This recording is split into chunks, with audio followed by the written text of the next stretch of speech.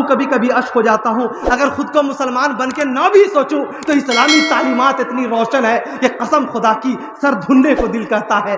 کیا کہا صحابی رسول نے؟ تقویٰ کا مفہوم پوچھا گیا ہے، کہا کہ تمہارا راستہ، تمہارا کبھی گزر ایسے راستے سے ہوا ہے جس کے چاروں طرف خاردار جھاڑی ہو؟ کہا ہوا ہے نا، تو کیسے گزرے؟ کہا دامن سمیٹ لیا تھا اور گزر گئے۔ صحابی رسول فرماتے ہیں عمر سے مخاطب ہوتے ہوئے، ذالک التقویٰ، یہی تقویٰ ہے۔ میں بتا رہا عالم سلفی حفظ اللہ وتعالی الحمدللہ وہ کافی محنت اور کوشش کر رہے ہیں۔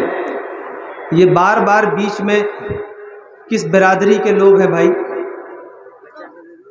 آتے ہیں جاتے ہیں یہ الگ بات ہے، لیکن بیچ بیچ میں مطلب ایسا سسٹم بنائیے کہ آپ چلے جائیے تو پھر آپ دھیرے سے ادھر ہی آ کر کے بیٹھ جائیے۔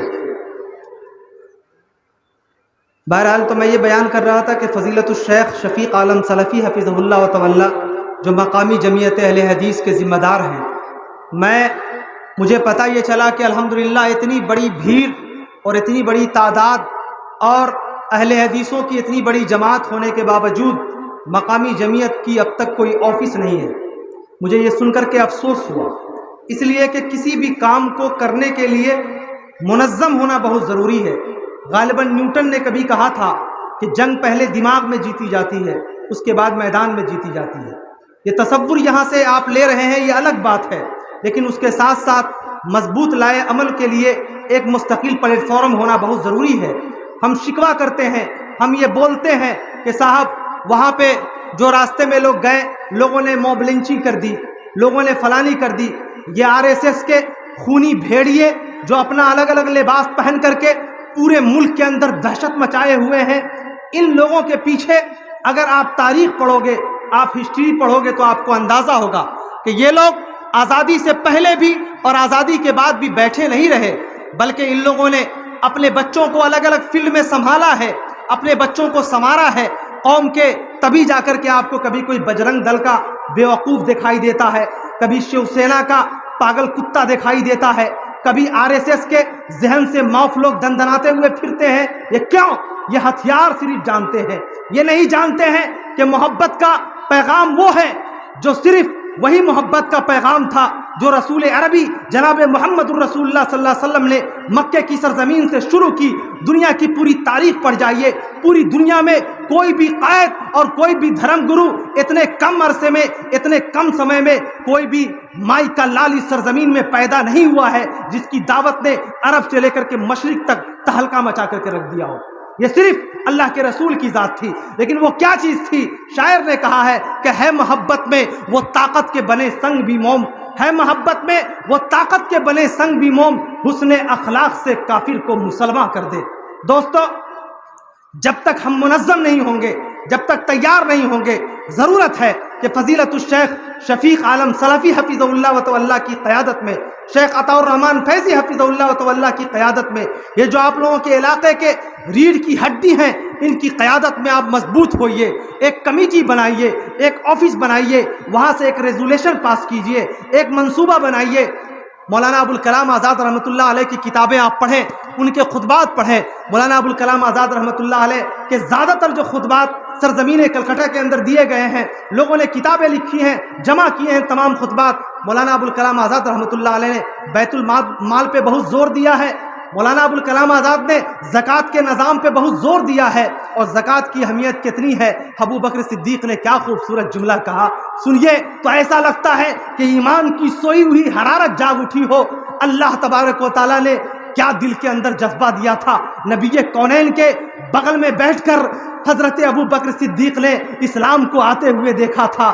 یہی تو گرمی تھی کہ حضرت ابو بکر صدیق نے کہا رسول اعظم کے زمانے میں اگر کسی شخص نے اگر کوئی رسی بھی دی ہے تو میں اس سے زکوٰۃ لوں گا، اگر اس نے نہیں دیا تو میں اس کے خلاف جہاد کروں گا۔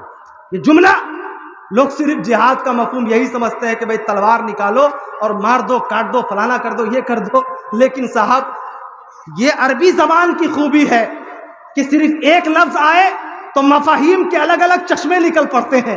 دنیا کی کوئی سی زبان کے اندر اتنا حسن نہیں پایا جاتا ہے، لیکن یہ بیوقوف لوگ کیا جانے چند منافق صفت لوگ، ان کے بیچ ارد گرد ہم جیسے مسلمان بنے ہوئے لوگ اپنے ضمیر کا سودا کر کے مختار احمد عباس نقوی جیسا آدمی، شاہنواز حسین نے میں نام لوں گا اس لیے کہ بغیر نام لے کر کے ہماری قوم سمجھتی نہیں ہے، یہ ایسے ضمیر فروش لوگ ہیں جو چند پیسوں کے لیے، کرسی کے لیے اپنے ضمیر کا سودا کر رہے ہیں۔ لیکن اگر میں چاہوں تو میں بھی اگر چاہوں تو کسی کے پیچھے پڑھ کر کے اور اس کے پیچھے چل کے پارلیمنٹ کا ٹکٹ لے کر کے مسکراتا پھروں گا، لیکن ضمیر کی عدالت میں کہاں جاؤ گے صاحب؟ یہ ضمیر کی جو عدالت ہے جب جھنجھوڑتی ہے، موت تو صرف ایک مرتبہ آتی ہے، لیکن جب ضمیر انسان کو تماچا مارتی ہے تو انسان قسطوں میں مرتا ہے۔ ایسی قسطوں کی موت سے بچنا چاہیے۔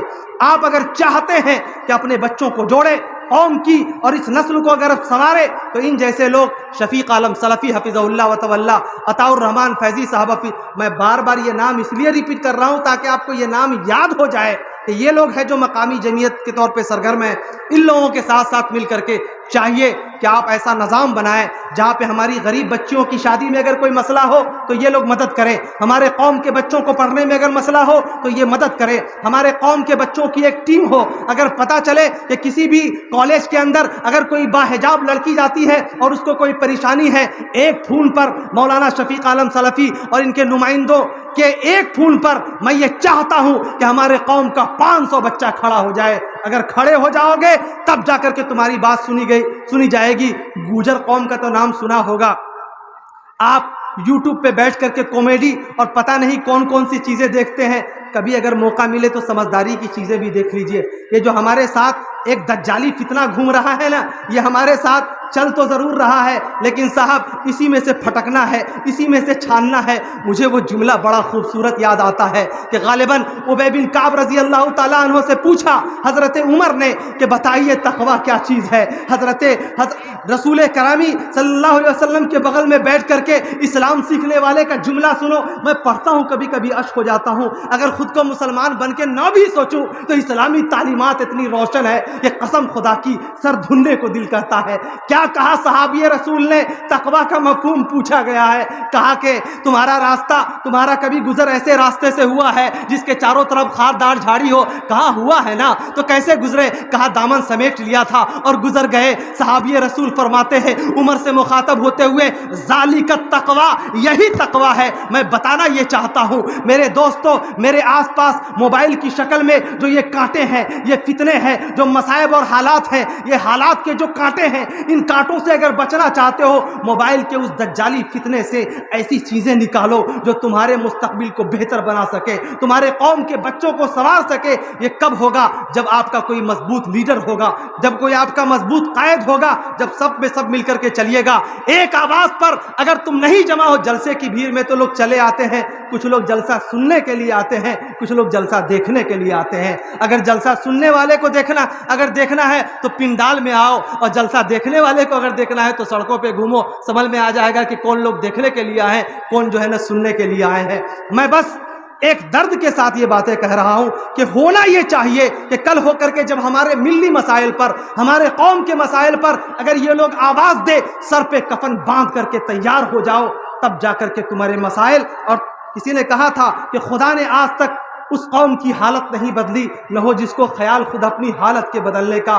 شعر تو سنتو بہت زیادہ ہو، یاد بھی ہو جاتا ہے، امپریس کرنے کے لیے سنا بھی دیتے ہو، لیکن کبھی شعر کے اندر چھپی ہوئی گہرائی کو بھی سمجھ لیا کرو کہ شاعر کہتا کیا ہے۔ مجھ جیسے اگر آواز کے مالک ہو تو آپ ترنم پہ سر دھلیں گے، لیکن جمیل اختر شفیق تجربات کی کس بھٹی سے نکال کر کے فکر کو شعر بنا کے آپ کو پیش کر رہا ہے، کبھی آپ سنو گے تو کلیجہ پسیجنے لگے گا۔ ضرورت ہے کہ مقامی جمعیت کو مضبوط کیجئے، ایک چھوٹی سی صحیح لیکن آفس ہو آپ کی، اور وہاں سے ایک شور ہو، ایک بات ہو، اور قوم کے بہو بیٹیاں بے آبرو نہ ہو، ہمارے قوم کے بچے سنوارے جائے۔ میری یہ خواہش ہے، میری تمنا ہے، چونکہ میں جانتا ہوں میری نگاہوں کے سامنے اس جتنی بھی یہ سرفری قومیں گھوم رہی ہیں، ان تمام لوگوں کا نقشہ ہماری آنکھوں کے سامنے ہے۔ میں تو یہ کہتا ہوں، آپ اگر دیکھیے فرعون کی تاریخ، اگر آپ قرآن حکیم کے اندر پڑھیے تو آپ کو پتا ہے کیا کیا فرعون نے۔ سب سے پہلے اس نے جب لوگوں میں جب اس نے فرعون نے سوچا کہ ہمیں اپنی قوم پہ شاسن کرنا ہے قرآن کی زبان میں، سب سے پہلے فرعون نے یہ کیا کہ اس کی قوم کے لوگوں کو آپس میں لڑا دیا۔ اور قرآن ہمیں کیا کہتا ہے؟ وَاعْتَصِمُوا بِحَبْلِ اللَّهِ جَمِيعًا وَلَا تَفَرَّقُوا، کیوں کہتا ہے کہ اللہ کی رسی کو مضبوطی سے پکڑ لو، الگ الگ خانوں میں موسیٰ علیہ السلام کی قوم کی طرح نہ ہو جاؤ، اتنے اڑیل نہ ہو کہ دریائے نیل ہو سامنے، پیچھے فرعون کا لشکر ہو، سامنے موت بن کر کے سمندر کھڑا ہو، اور اتنی زیادہ دماغ کے اندر اڑیل پنی پھنس گئی ہو کہ کہے کہ ہم ایک راستے سے نہ جائیں گے۔ دنیا کی بے وقوف قوموں کی تاریخیں ہم نے بہت پڑھی ہیں، لیکن موسیٰ علیہ السلام کی قوم کی تاریخ پڑھو گے تو ہنسنے کے ساتھ ساتھ سر پیچنے کو بھی دل کرے گا۔ چھوٹے چھوٹے اختلاف ہوتے ہیں، مل جل کر کے کام کیجئے، لیکن آپ کانپ جائیے گا کہ جب قومیں آپس میں لڑ گئیں تو کیا ہوا؟ اس نے کیا کیا کہ اس قوم کے بچوں کو وہ لوگ مار دیتے تھے، بچیوں کو بچا لیتے تھے۔ مفسرین نے مسئلہ اخذ کیا ہے، میں بولتا ہوں تو میرے اندر کا انسان کانپتا ہے۔ مفسرین لکھتے ہیں کہ جب کوئی قوم آپس میں تفرقہ بازی کا شکار ہو جاتی ہے تو آنے والا اس کے سر پر جو آدمی حکومت کر رہا ہے وہ یہ فائدہ اٹھاتا ہے کہ اس کی بہو بیٹیوں کے سروں سے ردائے عفت، اس کی جو عصمت اور کی جو حفاظت ہوتی ہے اس کے سروں سے وہ دوپٹہ چھین لیتا ہے، جس کی وجہ سے ہماری قوم کی بہو اور بیٹیوں کی عزت و ناموس حفاظت میں رہتی ہے۔ سوچئے اس بات کو۔ تفرقے مسائل ہو سکتا ہے، کبھی آپ کو مولانا کی بات بری لگے، کبھی ان کی بات بری لگے، لیکن صاحب چھوٹی چھوٹی باتیں، بلکہ یہ کہیے کہ اگر سمندر کو پار کرنا ہو تو پیر میں لگے الگ الگ چھوٹے چھوٹے کیچڑوں کو اگر صاف کرتے رہیے گا تو پورا وقت سمندر ہی میں گزر جائے گا، جانے والا گزر جائے گا، اب پورا دن اور شام تک کیچڑ ہی صاف کرتے رہیے گا۔ ان کیچڑوں پہ توجہ مت دو، قوم کو آگے بڑھاؤ۔ میں یہ چاہتا ہوں کہ اگر اگلی مرتبہ اللہ تبارک و تعالیٰ نے مجھے زندگی رکھی اور میں آپ کے دیار محبت میں آیا، پاکوڑ کی سرزمین میں آیا، تو مجھے یہ خوشخبری ملنی چاہیے کہ الحمدللہ ایک آفس کا قیام عمل میں آ گیا ہے۔ قوم کی بہو بیٹیوں کی، وہ غریب ماں باپ جن کے، جب میں سوچتا ہوں، میں ایک بات کہتا ہوں کہ اس قوم کے اندر سب سے زیادہ اگر کوئی مظلوم کوئی انسان ہے تو وہ انسان ہے جس کے سر پر ایک جوان یا دو جوان یا تین جوان یا ایک جوان بھی بیٹی کا بوجھ ہے۔ بیٹی بوجھ نہیں ہے، لیکن یہ جملہ میں جان بوجھ کے کہہ رہا ہوں کہ صاحب لوگوں نے ماحول ایسا بنا دیا ہے کہ باپ بوجھ محسوس کرتا ہے۔ وہ قوم کب رسول اللہ کا وہ فرمان عملی طور پر آئے گا کہ بھائی شادی کو آسان بناؤ، آسان بناؤ؟ میں کل ہو کر کے جب آؤں تو مجھے پتا چلے کہ علماء کرام کی جماعت نے فلانی غریب بچی کی شادی کر دی ہے، فلانے آدمی بیمار تھے ہماری قوم کے لوگوں میں، ان لوگوں کو ان لوگوں نے مدد کیا، الحمدللہ وہ ٹھیک ٹھاک ہیں۔ آپ چاہیے وقت بر وقت آپ ان سے پوچھیں، بھی محبت سے پوچھیں، تن سے نہیں پوچھیں۔ اور علماء کرام کے اندر بھی اتنا ظرف ہونا چاہیے، وہ ظرف جو حضرت عمر ممبر رسول پہ کھڑے ہیں، ایک آدمی کھڑا ہوتا ہے، میں یہ بات بولتا ہوں کہ صاحب ایک آدمی اس وقت تک قیادت نہیں کر سکتا ہے کہ جب تک کہ اس کو سوالوں کے سامنا کرنے کا جذبہ نہ ہو۔ ممبر رسول پہ حضرت عمر کھڑے ہیں، وقت کا خلیفہ وقت، بلکہ یہ کہہ لیجیے آج کی زمانے میں کہ شہنشاہ وقت کھڑا ہے، ایک ایسا انسان جو اشارہ کر دے تو ایک انسان کو ٹکڑوں میں بانٹ دیا جائے۔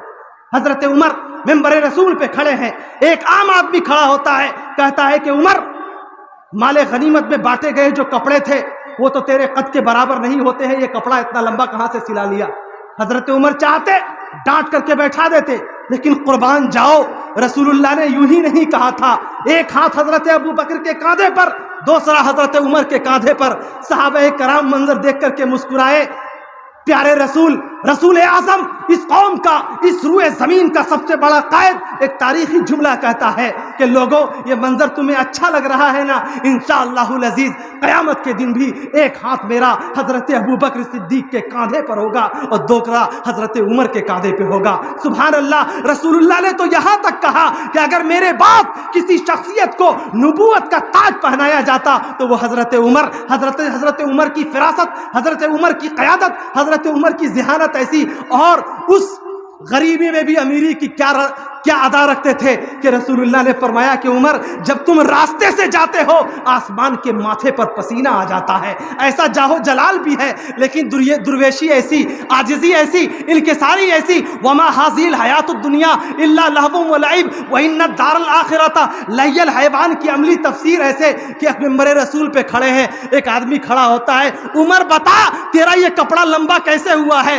تیرے قد کے برابر تو کپڑا نہیں ملا ہوگا۔ عمر نے کوئی فیصلہ نہیں سنایا، فرمایا عمر نے یہ نہیں کہا کہ خلیفہ وقت کی شان میں گستاخی کرنے والا یہ کون آدمی ہے جو خلیفہ وقت کے سامنے جرأت سے بول رہا ہے. حضرت عمر نے تبسم فرمایا ہائے ہائے قربان جاؤں اس ضرب پہ. کہا جائے آج کی قیادت بھی اگر اس کو سمجھ لے, آج کی جماعت بھی وہ سمجھ لے تو شاید اس امت کا نقشہ بدل جائے. حضرت عمر نے جرا نہیں کیا, بحث نہیں کی, بیٹے سے کہا عبداللہ کہاں ہے, اس سب میں کہاں ہے میرا جگر گوشہ. حضرت عمر نے فرمایا عبداللہ تیرا باپ کچھ نہیں بولے گا, اس لیے کہ تیرا باپ اگر بولے گا یہ قوم انگلی اٹھانے لگے گی. تو بول, اپنے باپ کے بارے میں صفائی دے. یہ لوگ کہتے ہیں کہ میں نے ناجائز طور پہ رکھ لیا ہوگا, شاید ان کے ذہن میں غلط فہمی ہوگی. حضرت عبداللہ کھڑے ہوئے, مسکرائے, قوم سے مخاطب ہوئے, لوگوں یہ سچ ہے کہ میرے باپ کو بھی اتنا ہی کپڑا ملا تھا جتنا سب کو ملا تھا. میرے باپ کا یہ کرتا چھوٹا پڑ رہا تھا, میں نے ترس کھا کر کے اپنے باپ کو یہ کپڑا دیا, تب یہ خلیفہ وقت اتنے لمبے کرتے میں دکھائی دے رہا ہے. سبحان اللہ. گھبرا گئی ہے, تشنا لبی نے کاٹ دیے قلب آہنی, جب ظلم رو پڑا تو ہنسی آ گئی مجھے. گھبرا گئی ہے گردشیں دیوان گانے عشق محمد کو دیکھ کر, گھبرا گئی ہے گردش دورہ کبھی کبھی گردن میں ہاتھ ڈالے ہیں ماہوں نجوم کے, گزرا ہے ان حدوں سے مسلمہ کبھی کبھی. دوستو قیادت اور عام لوگوں میں جب تک آپ بیلنس بنا کر کے نہیں چلیں گے یہ قوم آگے نہیں بڑھے گی. میں پھر سے ایک مرتبہ کہنا چاہتا ہوں کہ آپ اپنے لوگوں کو جگائیے اور اس قوم کو آگے بڑھائیے. 2-3 شعر میں چلتے چلاتے پڑھتا ہوں جو شاید آپ کو اس کے اندر کوئی فکر کا پہلو دکھائی دے گا. اور وہی میں نے کوشش کی اپنی پوری زندگی میں کہ شاعری صرف وہ نہیں کروں کہ جب میں بیٹھ جاؤں تو کوئی مجھے پیٹھ تھپتھپائے اور کہے کہ صاحب بڑی اچھی آواز تھی, کیا خوبصورت لہجہ تھا. یہ الفاظ سنتے سنتے 6 سال کی عمر سے میرے کان بھی لگ بھگ سست ہو گئے ہیں. اب میں یہ سوچنا چاہتا ہوں کہ الحمدللہ آپ نے کیا پیغام دیا ہے, اب میں یہ سننا چاہتا ہوں کہ آپ نے کیا بات کہی ہے. دوستو تو اس لیے میں 2-3 شعر آپ کی خوبصورت سماعتوں کی نظر کرنا چاہتا ہوں. جس طریقے سے آپ ہمتن گوش ہیں, اگر میرے بس میں ہوتا, اگر میرے اختیار میں ہوتا, یہ میرا جو حلقہ ہے دونوں ہاتھوں کا شاید یہ چھوٹا ہے, اگر میرے بس میں ہوتا میں یہ چاہتا کہ یہ پوری بھیڑ میرے سینے سے لگ جائے اور میں اپنے اندر ایک روحانی خوشی محسوس کروں. بس دل سے میں دور ہی سے جمیل اختر شفیق آپ کو سلوٹ کرنا چاہتا ہے کہ الحمدللہ پاکوڑ کی سرزمین پر مسلمانوں کا یہ جو متحمس طبقہ ہے الحمدللہ بیدار ہے. بس ضرورت ہے کہ اس ہلکے سے نمی والے چیلے کو تھوڑا سا ایمان کی دھوپ دکھانے کی ضرورت ہے, پھر اس میں کڑک پیدا ہو جائے گی. پھر محبت سے جب اس میں اخلاق کی ماچس لگا دیجئے گا پھر زمانہ دیکھے گی کہ اس کے اندر سے اٹھنے والا شعلہ آسمان سے باتیں کر رہا ہے. 2-3 شعر پیش کرتا ہوں, ملاحظہ فرمائیے.